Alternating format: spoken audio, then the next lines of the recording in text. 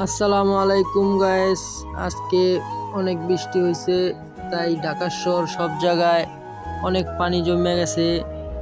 যাওয়ার পথে দেখলাম অনেক পানি, রাস্তায় গাড়ি ঘোড়া আটকে গেছে, গাড়ি ঘোড়া ডুবে গেছে। আইছিলাম মগবাজার, সেইখানেও দেখি অনেক পানি পানি, আবার জামও লাগছে। চারিদিক মানুষ হাঁটতে পারতেছে না।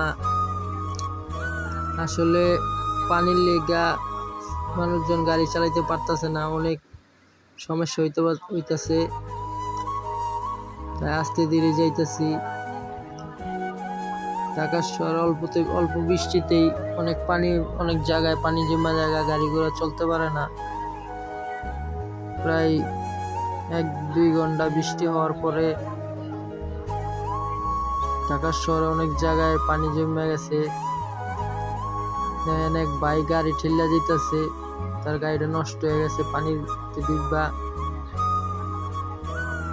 তাড়াতাড়ি যাওয়ার লেগা সবাই বিপদে পড়ে যায়।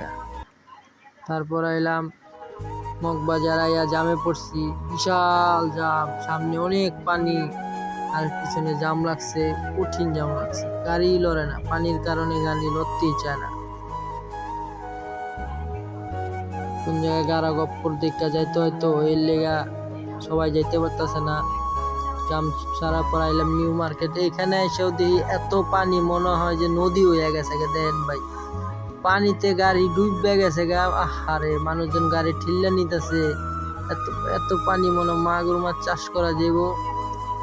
নিউ মার্কেট এলাকা প্রচুর পরিমাণে পানিতে, দেখেন কি পরিমাণ পানি, গাড়ি যেতে পারতেছে না, গাড়ি ডুবে গেছে গা, মানুষজন হাঁটতে পারতেছে না। আপু আস্তে আস্তে আইতেছে। সবাইকে অনেক ধন্যবাদ, ভালো থাকবেন সবাই। আসসালামু আলাইকুম।